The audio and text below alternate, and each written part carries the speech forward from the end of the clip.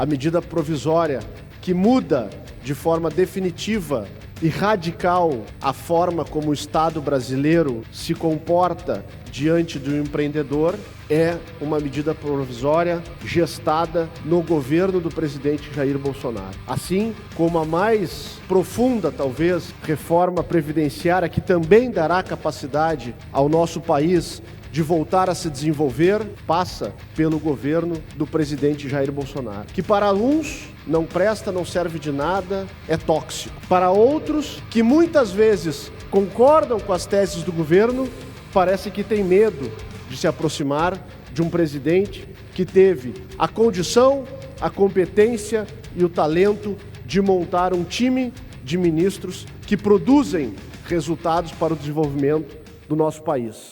De comemorar a aprovação da MP 881, da liberdade econômica, que aconteceu na noite de ontem no Congresso Nacional. Importante jamais deixar de lembrar o óbvio. Muitas vezes precisamos, no atual momento do país, lembrar o óbvio.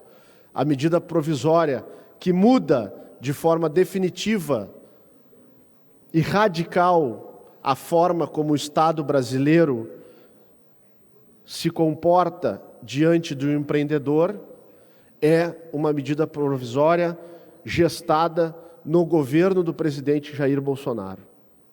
Assim como a mais profunda, talvez, reforma previdenciária que também dará capacidade ao nosso país de voltar a se desenvolver, passa pelo governo do presidente Jair Bolsonaro, que para uns não presta, não serve de nada, é tóxico.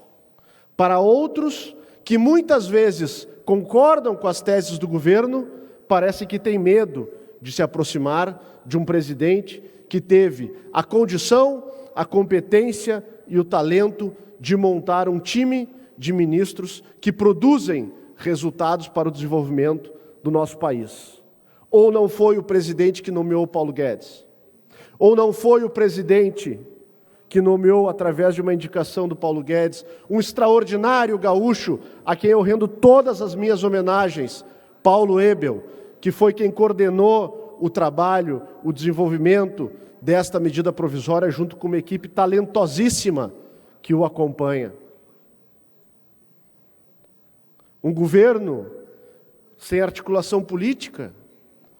Mas quem aprova uma reforma da Previdência e quem aprova uma medida provisória desta profundidade, com mais de 340 votos, se não houver algum grau de articulação política? O que há é uma nova forma de se relacionar com o parlamento. O que há é uma nova forma de fazer a prática política. E aqui aproveito, no primeiro momento, para fazer uma homenagem também ao relator dessa medida provisória, deputado Jerônimo Gergen, que fez a construção com o protagonismo que um relator e um parlamento precisam para o fortalecimento do processo democrático. E, com certeza, a ingerência, a ação, a atuação do deputado Jerônimo foram absolutamente importantes e dispensáveis para a construção desta aprovação. Mas, ao mesmo tempo que reverencio, me choco ao ler uma entrevista do deputado dizendo que o governo não tem articulação política, que ele ficou sozinho. Mas como ficou sozinho? Ele era o relator, ele tem que relatar, ele tem que articular.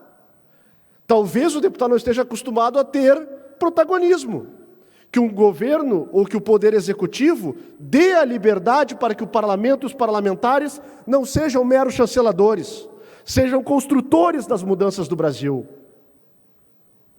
Talvez isso o deputado não tenha se dado conta, ou talvez, num afã de agradar o grupo ao qual ele se colou, o MBL, que é um dos grupos também que parece que enxerga no presidente uma radioatividade que não existe, mas o presidente Jair Bolsonaro implementa aquilo que todos nós enxergamos que é necessário para o desenvolvimento do Brasil.